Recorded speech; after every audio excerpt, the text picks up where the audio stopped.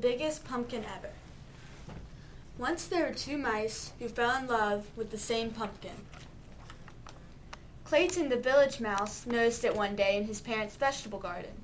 It was still little and green, but Clayton thought he could make it grow really big. It might even get big enough to win the grand prize at the town pumpkin contest. Desmond the field mouse discovered the pumpkin the same day.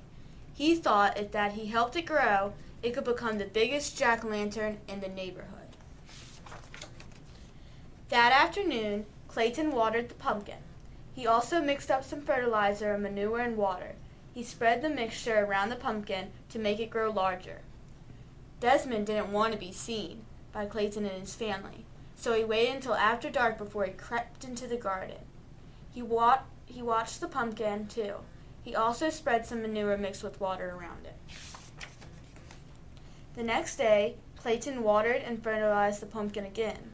The next night, Desmond did the same, and the pumpkin began to grow. By the end of the month, the pumpkin was so large, Clayton couldn't believe his eyes.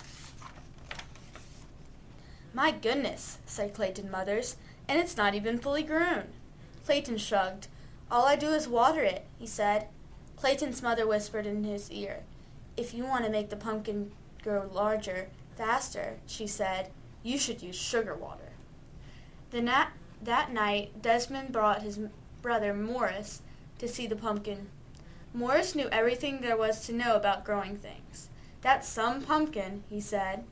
Desmond shrugged. "All I do is water it," he said. Morris whispered in his ear. "You should try using sugar water," he said.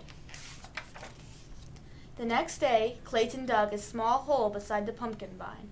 In the hole, he placed a bowl full of sugar water. He cut into the vine a few inches from the pumpkin. In the cut, he put one of the ends of the candle wick. Then he put the other end in the bowl of sugar. That night, on the other side of the pumpkin, Desmond did exactly the same thing. Within a week, the pumpkin was twice the size it had been. Within 2 weeks, it was absolutely enormous.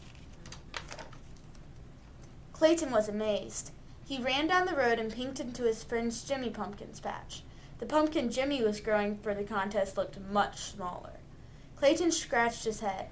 "I have an amazing pumpkin," he said out loud, "and I think I'm going to win the contest." That night, Desmond and his brother Morris spent a long time looking at the pumpkin. "How do you think it got that big?" Desmond asked. Morris shrugged. "A little luck, a little skill." "It's going to make some jack-o'-lanterns," said Desmond. "Sure is," said Morris. A week later, Clayton noticed that the pumpkin was bigger than the family car. During the day, everyone he knew came by to admire it, and at night, all the field mice gathered round to do the same. By now, summer was almost over. In a week, the pumpkin would be fully grown and start turning yellowish and then orange. A few weeks after that, it would be ripe and ready for the pumpkin contest. Clayton could hardly wait. The pumpkin was growing so fast, it would soon be larger than his house. Then he had a terrible thought. If the pumpkin was so big, how would he get it to the contest? It wouldn't fit in his red wagon. It wouldn't even fit in a truck.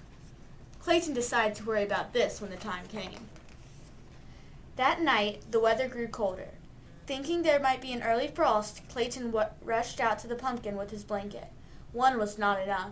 Soon he was rushing back and forth, carrying all the blankets from the house. As he worked, he hummed a little song, and as he hummed, he heard someone else singing. He also began to realize that someone was covering the pumpkin with blankets. Desmond, too, had seen the danger of an early frost. He, too, had brought blankets for the pumpkin. And as he worked, he sang a little song. And as he sang, he began realizing that someone else was working and humming. Clayton stopped humming. He put down his pile of blankets and peered around the corner of his pumpkin. Desmond stopped singing. He put down his blanket and peered around the corner of the pumpkin. The two of them bumped heads and fell down. "You've been feeding the pumpkin," said Clayton. "You've been feeding the pumpkin," said Desmond. "That's why it got so big," said Clayton. "That's why it got so big," said Desmond. They burst out laughing. When everything had been explained, Clayton said, "I know I'll win the contest if I can get the pumpkin to town." Desmond smiled. "I'll help you. Just let me carve the pumpkin into a jack-o'-lantern for Halloween when the contest is over." "It's a deal," said Clayton. "A deal," said Desmond, and they shook on it. The morning of the contest was bright and sunny. Mice were bringing their pumpkins to the town square by truck and car and wagon. Some were rolling them along the ground. Suddenly, they all stopped short. Over the fields came the biggest pumpkin anyone had ever seen. It was being pulled by 100 field mice on motorcycles. When the pumpkin reached town, it was too big for any of the streets. Clayton had to explain why he couldn't bring it into the square. The mayor understood at once. He led the crowd to Clayton's pumpkin and pinned the first prize ribbon on its side. Then everyone danced around it. "Who would have believed this?" said Clayton as he danced. "Who would have believed this?" said Desmond at the same moment. When the celebration was over, the 100 field mice pulled the pumpkin back to the field. The day before Halloween, they carved it into the best jack-o'-lantern ever. And on Halloween night, its wonderful, smiling face could be seen glowing for miles around.